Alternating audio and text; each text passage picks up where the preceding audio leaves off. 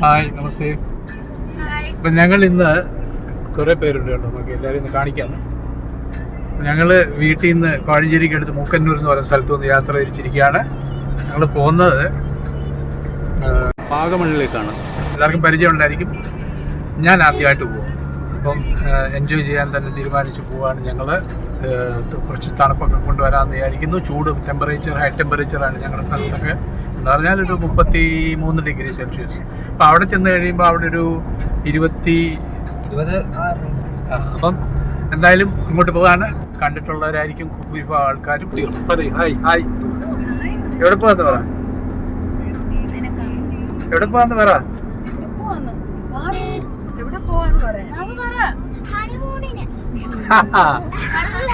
ഹണിമൂണിന് പോകാൻ ഇടയ്ക്കൊക്കെ ഇങ്ങനെയുള്ള ജോക്ക്. വാഗമൺ. കേട്ടു വാഗമൺ.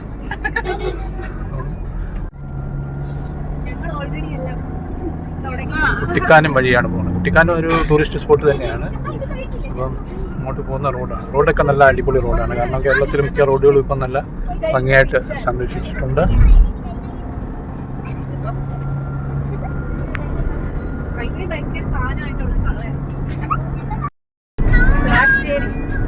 റാച്ചേരി വനത്തിന്റെ ഒരു ഭാഗമാണ്. റോഡൊക്കെ നല്ലതാണെങ്കിലും നല്ല വളവും തിരിവൊക്കെ ഉണ്ട്. കാരണം ഹൈ റേഞ്ചിലോട്ടല്ലേ യാത്ര ചെയ്യുന്നത്.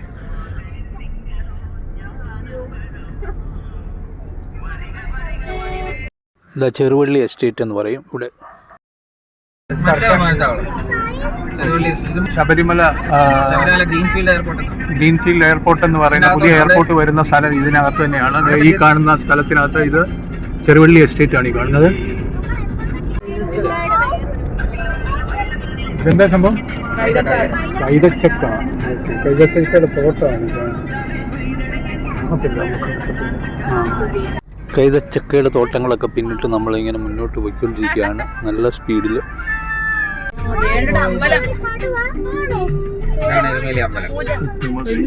എരുമേലി ധർമ്മശാസ്ത്ര ക്ഷേത്രം വലിയൊരു അമ്പലമാണ്. പേട്ടതുള്ളൽ വന്നിട്ട് ശബരിമല മകരവിളക്ക് സമയത്ത് പേട്ടതുള്ളലിലൂടെ വന്നിട്ട് പിന്നെ എരുമേലി പള്ളി അത് നമുക്ക് കാണാം മുന്നോട്ട് പോകുമ്പം. അവിടെ ഒരു കൊച്ചമ്പലമുണ്ട്. ആ അമ്പലത്തിൽ നിന്ന് ഇവിടെ വലിയ അമ്പലത്തിലോട്ട് വരും. അതിന്റെ ഇടയിൽ പള്ളിയിൽ കയറും. അതാണ് പള്ളി. ശാസ്താവിന്റെ ഇതാണ് എരുമേലി പേട്ടതുള്ളൽ ഫേമസ് പള്ളിയാണ്. വാവര് പള്ളി പ്രദേശത്താണ്. എരുമേലി വാവൽ പള്ളിയാണ് ഇപ്പോൾ കഴിഞ്ഞു പോയത്. ഇവിടെ പേട്ട തുള്ളിയിട്ടാണ് ശബരിമല ക്ഷേത്രത്തിലേക്ക് അയ്യപ്പന്മാർ പോകാറ്.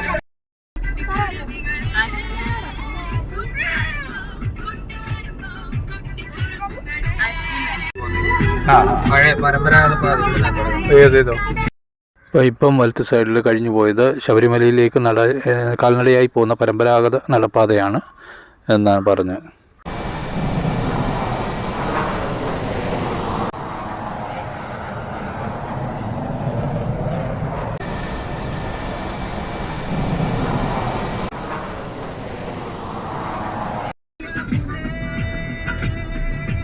പാട്ടൊക്കെ കേട്ടങ്ങനെ യാത്ര തുടരുകയാണ് ഞങ്ങൾ.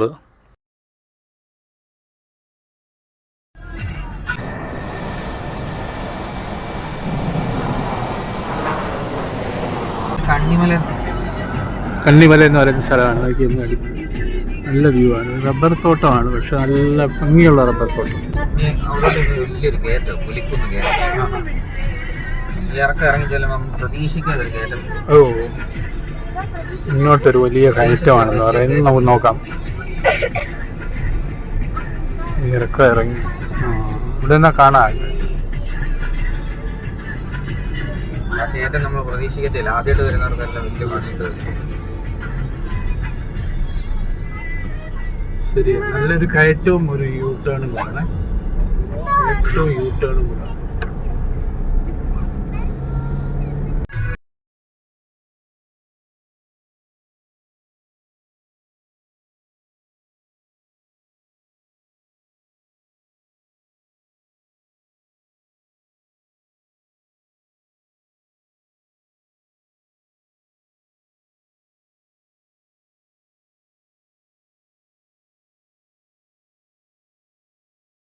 ലിസ്റ്റുകളാണ് ഈ സൈക്കിൾ സവാരി നടത്തുക, ലോങ് ട്രിപ്പൊക്കെ അവരിങ്ങനെ കൂട്ടമായിട്ട് സൈക്കിൾ ക്ലബ്ബ്.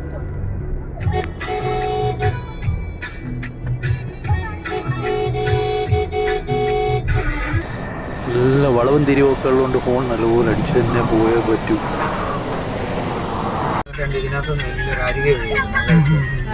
ഞാൻ ഉണ്ണിയെ കൂടെ പ്രാവശ്യം പോയപ്പോൾ ഇവിടെ നിർത്തിയത് റബ്ബറല്ലേ? ഇതെല്ലാം റബ്ബർ. ഇതെനിക്ക് തോന്നുന്നു ഇത് ആരുടെ റബ്ബർ തോട്ട AVT ഗ്രൂപ്പിന്റെ ആയിരിക്കണം തോന്നുന്നു. AV Thomas and company.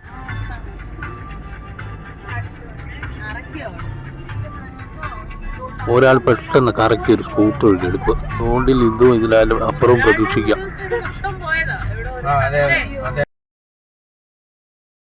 അങ്ങനെ നമ്മൾ മുണ്ടക്കയം എന്ന് പറയുന്ന സ്ഥലത്ത് എത്തിയിരിക്കുകയാണ്. മുണ്ടക്കയം ഒരു വലിയ ടൗൺ തന്നെയാണ്. സാധാരണ ഹൈ റേഞ്ചിനെ സംബന്ധിച്ചിടത്തോളം ധാരാളം ബസ്സുകളൊക്കെ വന്നു പോകുന്ന റൂട്ട് തന്നെയാണ്. അതായത് പണ്ട് വെള്ളപ്പൊക്കത്തെ സമയത്ത് ഇവിടെ നല്ലപോലെ വെള്ളം കയറിയ സ്ഥലമാണെന്ന് പറയുന്നുണ്ട്. 2020 രണ്ടാമത് വന്ന 2018 ശേഷം കേരളത്തിൽ 2020 വെള്ളപ്പൊക്കത്തിന് 2020 മണിമലയാറ്റിലെ കവാടമാണ്. അവിടുന്ന് വരുന്ന റോഡ് കോട്ടയത്ത് നിന്ന് കുമ്പളി റോഡ്. ഇവിടെയും വശങ്ങളിൽ പൈനാപ്പിൾ തോട്ടം കാണുന്നുണ്ട്. നല്ല ഒരു വശത്ത് കാണുന്നതെല്ലാം പൈനാപ്പിൾ തോട്ടമാണെന്ന് പറയുന്നു.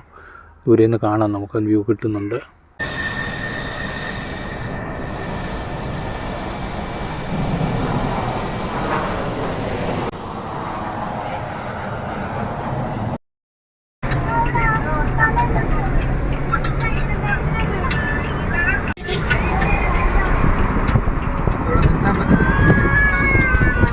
അങ്ങനെ ഹൈ റേഞ്ചിൻ്റെ ഉന്നതമായ സ്ഥലങ്ങളിൽ എത്തിയിരിക്കുകയാണ്. നല്ല മലനിരകൾ, എല്ലാവർക്കും നല്ല സന്തോഷം. കുട്ടികളൊക്കെ ചോദിച്ചു എന്നൊക്കെ പറയാൻ തുടങ്ങി. ആ താഴ്വരയുടെ ഭംഗി കണ്ടോ, എന്ത് ഭംഗിയായിരിക്കും.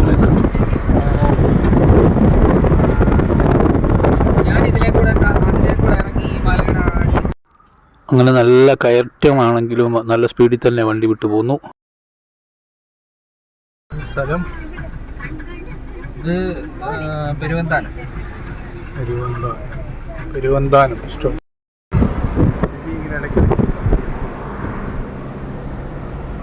അതായത് ഇടയ്ക്കിടയ്ക്ക് ഇങ്ങനെ ചെവി കൊട്ടി അടയ്ക്കും. നമ്മുടെ മലമ്പ്രദേശത്തോട്ടൊക്കെ യാത്ര ചെയ്യുമ്പോൾ അങ്ങനെ അനുഭവം നിങ്ങൾക്ക് ഉണ്ടായിട്ടുണ്ടാവില്ലല്ലേ?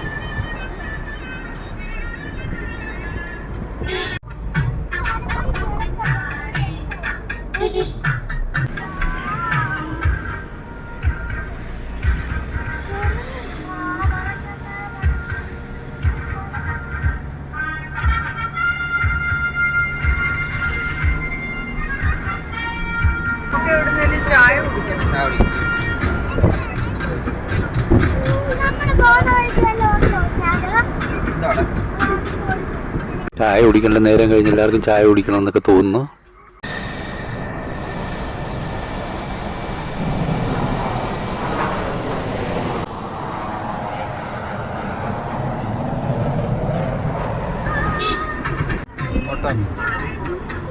പാഞ്ചാലിമേട്,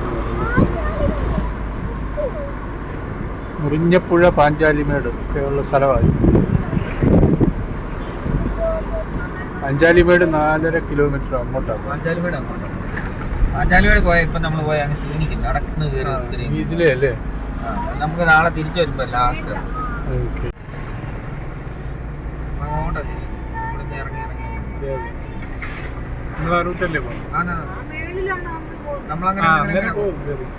മുന്നിൽ ഒരു വെള്ളച്ചാട്ടം സാധാരണഗതിയിൽ മഴ സമയത്ത് കൂടുതൽ കാണാറുണ്ടെന്ന് പറയുന്നു. നോക്കാം, ചിലപ്പോൾ എങ്കിലും. വെള്ളം കാണത്തില്ല കുറച്ച് വെള്ളമില്ല, നൂല് പോലെ വെള്ളമുണ്ട്. വെള്ളം ഉള്ളപ്പോൾ റോഡ് വരെ തെറിക്കുന്ന പോലെ വെള്ളം വരും. വെള്ളമില്ല കാണുന്നതാണ്. ഇഞ്ഞെങ്ങാനും അല്ലേ? ഇഞ്ഞെങ്ങാനും വെള്ളക്കുറവാണ്.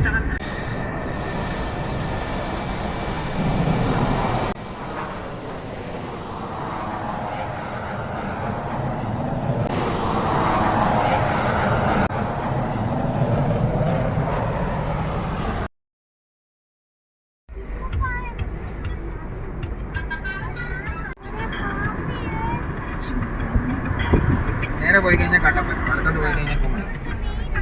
തിക്കാനം ജംഗ്ഷൻ.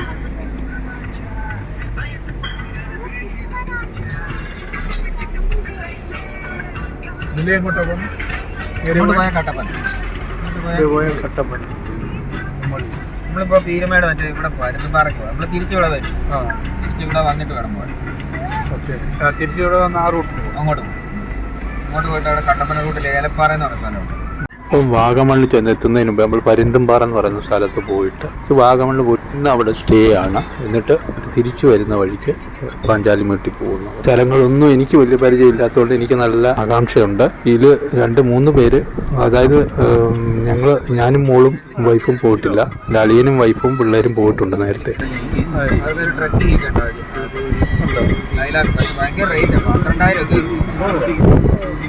കൈലാസ് എന്ന പേരിലുള്ള ഒരു ട്രെക്കിംഗ് ഒക്കെ ഉള്ള ഒരു പോയിന്റാണ്. അതുപോലെ റിസോർട്ടുമാണ് അവിടെ കണ്ടത്. 12,000 രൂപ റേറ്റ് ആണെന്നാണ് പറയുന്നത് അവിടെ താമസിച്ചത്. കാണുന്നത് നമുക്ക് എത്താനുള്ള സ്ഥലങ്ങളൊക്കെ എത്താറായെന്ന് തോന്നുന്നു. ഇവിടെ കുന്നിൻ മുകളിൽ അമ്പലങ്ങളൊക്കെ കാണുന്നുണ്ട്. ഇപ്പം ഇത് പരുന്തുംപാറയ്ക്കാണ് നമ്മൾ ആദ്യം പോകുന്നത്.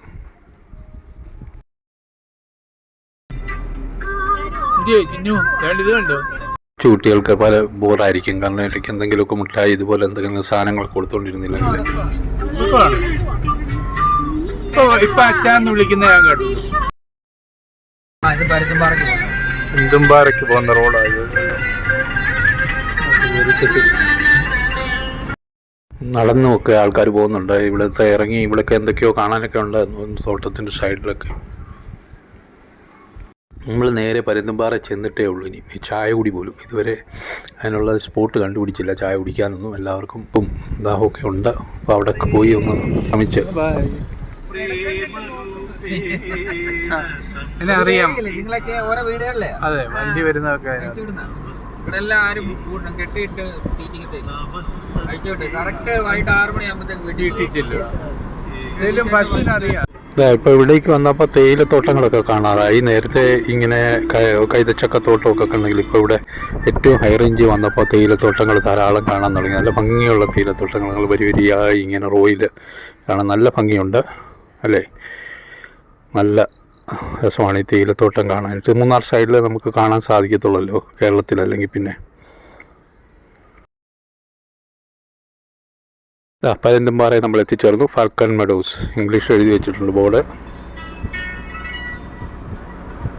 എന്താ പരുന്തുംപാറ എന്ന് പറയാൻ ഒരു പാറയുടെ ഷേപ്പ് പരുന്തുംപാറ എന്ന് പറയുമ്പോൾ പാറയുടെ ഒരു പരുന്തിൻ്റെ ഷേപ്പിൽ പാറ ഉണ്ട്.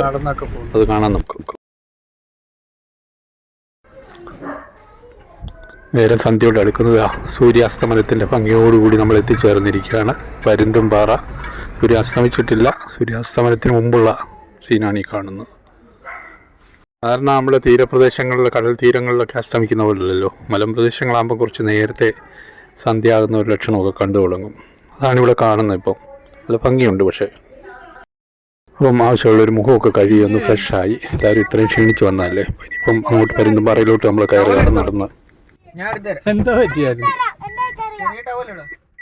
പിള്ള മനസ്സിൽ കള്ള നല്ലപോലെ തണുക്കുന്നു. ശരിയാണല്ലോ, തണുപ്പ് കാലാവസ്ഥ. അവർ പറഞ്ഞപ്പോഴാണ് ഒന്നുകൂടെ ഫീൽ ചെയ്യുന്നത്.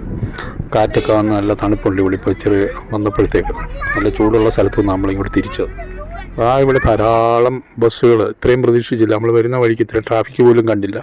ബസ്സുകളും കാറുകളും ഒക്കെ ഇങ്ങനെ അടിക്കടിക്ക് കിടക്കുന്നു. എന്നിട്ട് ആൾക്കാർ പാർക്ക് ചെയ്ത് മുന്നോട്ട് നടന്ന് മുന്നോട്ട് 2-3 കുന്നുകളിലായിട്ട് ഇങ്ങനെ മാറി മാറി ആൾക്കാരൊക്കെ നിൽക്കുന്നു. നമുക്ക് ദൂരെ നിന്ന് ഇവിടെ കാണാം. അപ്പം നമുക്ക് എവിടെയാണെന്ന് വെച്ചാൽ നടന്ന് പോയി ഭംഗിയൊക്കെ ആസ്വദിച്ച് ഫോട്ടോ ഒക്കെ എടുത്ത് തിരിച്ചു വരാം. സൂക്ഷിച്ച് ഇങ്ങോട്ട്. ഇതിനകത്ത് വെച്ചാൽ മതി.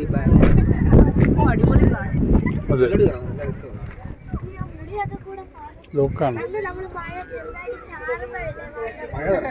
എടുക്കണോ? കൂട്ടത്തിൽ കുട്ടികളുണ്ട്. അവർക്ക് എന്ത് ഉല്ലാസമാണെന്ന് നോക്കിയാൽ ഇങ്ങനെ ചാടി ഓടി. എല്ലാവർക്കും പൊതുവെ വലിയവർക്കുമൊക്കെ. കാരണം ഇവിടെ വരുമ്പോൾ കാറ്റും തണുപ്പും ഒക്കെ കൂടെ ആകുമ്പം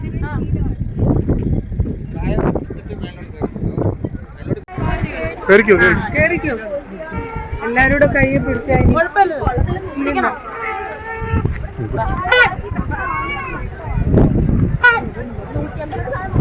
ഇവിടെ വരെ ഓക്കെ.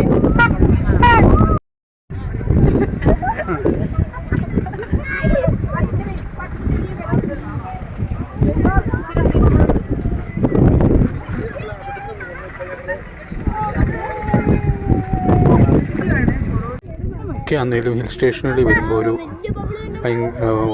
നമുക്ക് വർണ്ണിക്കാനാവാത്ത ഒരു വൈബ്സ് തന്നെയാണ് കിട്ടുന്നത്. ഭംഗി വളരെ വിദൂരമായിട്ട് ഇങ്ങനെ കാഴ്ചകളൊക്കെ കാണാനുള്ള താഴ്വരയും കുന്നും പിന്നെ തണുപ്പും കാറ്റും ഒക്കെ ആകുമ്പോൾ ചൂട് സമയത്ത് വരുമ്പോൾ വളരെ നല്ലത്. ഒരു ഫോട്ടോഷൂട്ട് നടത്തുകയാണ്, ഇങ്ങനെ ചുറ്റിക്കറക്കി എടുത്ത് ഇങ്ങനെ ഒന്ന് നോക്കുകയാണ്. മൊത്തം ഒരു വീഡിയോ വ്യൂസ്, ആൾക്കാരിങ്ങനെ ദൂരെ മാറിയൊക്കെ നിൽക്കുന്ന കുന്നിലൊക്കെ കാണാം.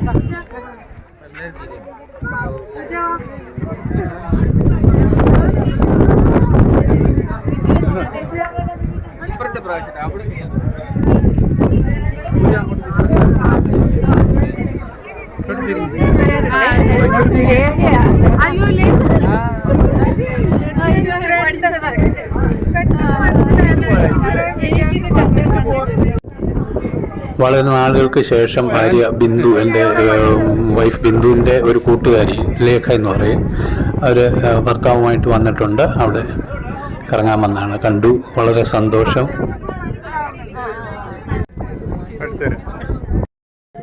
ശക്തമായ കാറ്റ് വീശുന്നുണ്ട് ഇവിടെ എന്ന് പറഞ്ഞാൽ നല്ല രസമുള്ള കാറ്റാണ്, നമുക്ക് സുഖമുള്ള കാറ്റ് തന്നെയാണ്. അതിൻ്റെ ഇടയ്ക്ക് എല്ലാവരും സെൽഫി വീഡിയോ ഒക്കെ എടുക്കുന്നു.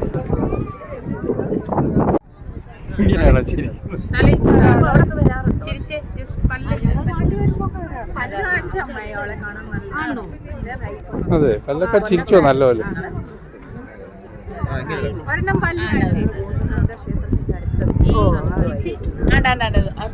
അമ്മയുടെ കൂടെ പഠിച്ചത് ശ്രീരേഖ.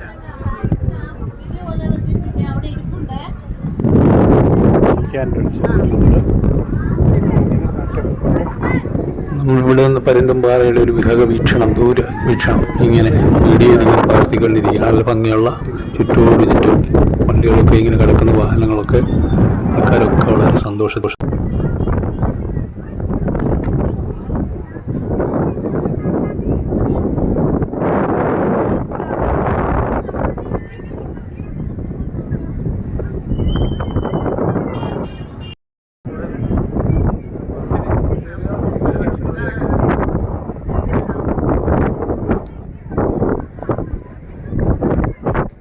അതെന്ന് പറഞ്ഞേ ഇതുകൊണ്ട് ഇതാ കേട്ടോ, ഇത് കണ്ടോ, അതേണ്ട പരുന്തിന്റെ ഒരു ഷേപ്പാ. ശരിയാ,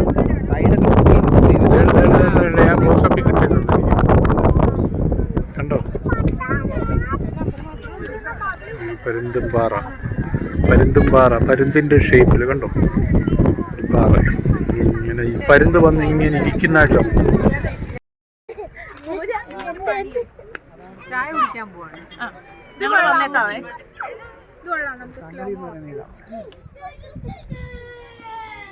ഇതിനൊരു പാട്ട് സജസ്റ്റ് ചെയ്തു.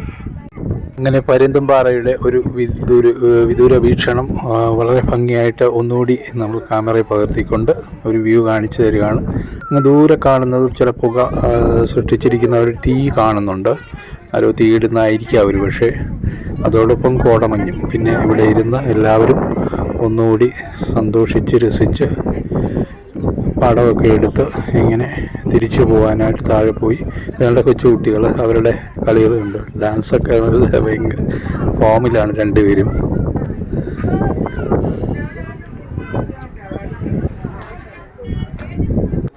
ഭയങ്കര തണുപ്പും കാറ്റും, കൊച്ചുകുട്ടികൾക്ക് പ്രത്യേകിച്ച്, കാരണം ആരും ഒന്നും എടുത്തില്ല പുറത്തിടാനും. പുറത്തെ മല ദൂരെ കാണാം, തീ കത്തിക്ക് നിൽക്കുന്ന ഇങ്ങനെ നീളത്തിൽ അവിടെ ദൂരെ തീ ഇടുന്നതായിട്ടാണ് കാണുന്നത്. അവിടെ തിരിച്ചിറങ്ങുകയാണ് ഞങ്ങൾ. ഇറങ്ങി നേരെ താഴെ ചെല്ലുമ്പോൾ തന്നെ അവിടുന്ന് ചായ കുടിക്കണം. ഇതുവരെ ചായ കുടിച്ചില്ല. ഇറങ്ങി ചെല്ലുന്ന സൈഡിൽ തന്നെ ഒരു ഫസ്റ്റ് ക്ലാസ് ഒരു തട്ടുകട കണ്ടു. നല്ലതാന്ന് തോന്നി, അവിടെ തന്നെ ആകാമെന്ന് വിചാരിച്ചു.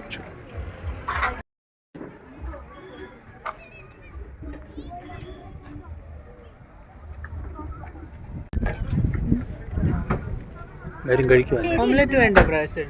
ഓംലെറ്റ് വേണോ? ഒരു ഡബിൾ പറഞ്ഞിട്ടുണ്ടോ? പറഞ്ഞോ, അത് പ്രാവശ്യം വേണ്ട. നല്ല എല്ലാവരും കഴിക്കുക.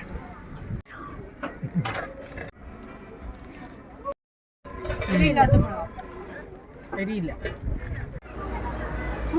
ചേച്ചി ആ കിടക്കുന്ന 2 ബജി ആ കുഞ്ഞിന് ഒത്തിരി എരി വേണ്ടെങ്കിൽ മുളക് മാറ്റിക്കോ.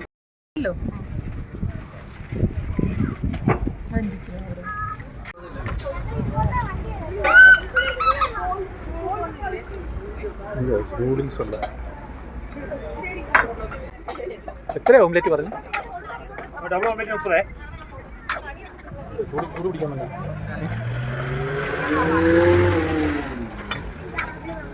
ഏതാ ഇതൊന്ന് പിടിച്ചു കഴിഞ്ഞാൽ എന്ത് എവിടെ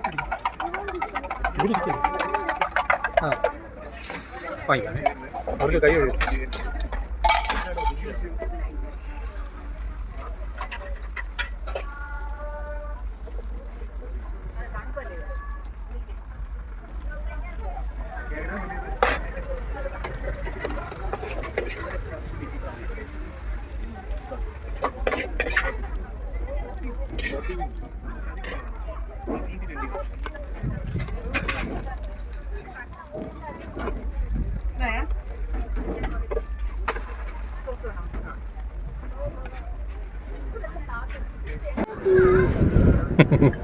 ബബിളെന്തി അതിലുണ്ടോ?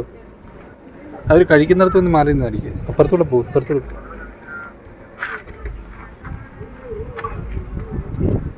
വരുമോ? അങ്ങോട്ട് വരും. കൊണ്ട് വരുന്നുണ്ട് അങ്ങോട്ട്. കൊച്ചുവിൻ്റെ കളികളൊക്കെ ഭയങ്കര രസമാണ്. ചിന്നു, ഞങ്ങളുടെ ശിഖ, ഞങ്ങളെല്ലാവരും വട്ടം കൂടിയിരുന്ന ഒരു സ്റ്റൂള് കൊച്ചു മേശയാക്കിക്കൊണ്ട് എല്ലാവരും അതിന് പിച്ചിപ്പറിച്ച് തന്നെയാണ്. 2 ഡബിൾ ഓംലെറ്റ് പറഞ്ഞായിരുന്നു. അതൊരു രസമാണ്. പ്രത്യേക ഒരു നാരങ്ങ മുട്ടായി പ്രത്യേക ഒരു രസമാണ്. ഈ നാരങ്ങ മുട്ടായി ഒരു പ്രത്യേക ഒരു രസമാണ്. പഴയ സ്കൂൾ കാലത്തിലെ ഓർമ്മ പുതുക്കിക്കൊണ്ട് ഞങ്ങളെല്ലാവരും നാരങ്ങ മുട്ടായി ഡബ്ബ കണ്ടപ്പോൾ ചാടിക്കരി പിടിച്ചു. ഓരോ നാരങ്ങ മുട്ടായി കഴിച്ചു. എനിക്ക് വേണ്ട. ഈ വണ്ടിയൊക്കെ ഉണ്ടോ?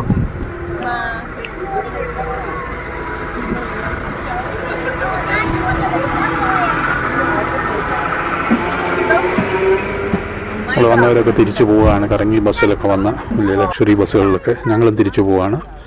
ഞങ്ങൾ പോയിട്ട് തിരിച്ച് ഇന്ന് സ്റ്റേ ആണ് വാഗമണിൽ. രാത്രി അവിടെ ബുക്ക് ചെയ്തിരിക്കുകയാണ് ഒരു റിസോർട്ടിൽ.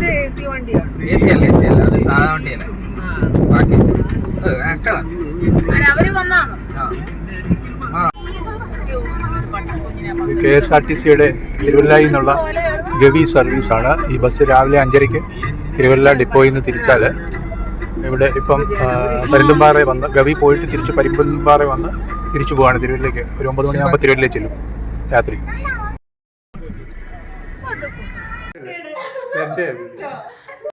ഞങ്ങളുടെ ലോഡ്ജിങ് സൗകര്യമുള്ളിടത്ത് റിസോർട്ടിൽ എത്തിയിരിക്കുകയാണ്. അവിടെ വന്ന് അവിടുത്തെ സൗകര്യങ്ങളൊക്കെ കാണിക്കുക. ഇതാ വലിയ കുഴപ്പമില്ലാത്ത ഒരു ലക്ഷറി, ഒരു സാധാ 2 മുറി ഞങ്ങളെടുത്തു. ലക്ഷറിയിൽ വലിപ്പമുണ്ട്. ഒരു 4-5 പേർക്ക് കിടക്കാം. ഞങ്ങൾ താഴെ ഒരു റൂം കൂടെ എടുത്തിട്ടുണ്ട്. അങ്ങനെ ഇവിടെ ഇങ്ങനെ മെട പോലൊക്കെ ഉണ്ട് സൗകര്യങ്ങൾ. ഈ സൗകര്യങ്ങൾ ഞാൻ ജസ്റ്റ് നിങ്ങൾക്കായിട്ട് കാണിച്ചു തരുവാണ്. കുഴപ്പമില്ല, വലിയ കുഴപ്പമില്ലാത്ത റൂമാണ്. 5000 രൂപ റേറ്റാണ് റൂമിന്. ഈ ലക്ഷറി റൂമിന് വലിയ കോസ്റ്റ്ലി അല്ല. വെളിയിലുള്ള വ്യൂസൊക്കെ കാണിക്കുകയാണ്.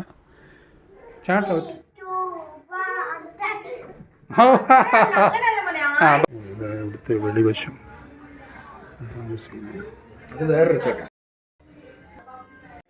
രാത്രി ബബിൾസ് വിടുന്ന കണ്ടോ? ഇന്ന് ഈ വ്ളോഗ് ഇവിടെ അവസാനിപ്പിക്കുകയാണ്. നാളെ കാഴ്ചകളുമായിട്ട് വരാം. Good bye.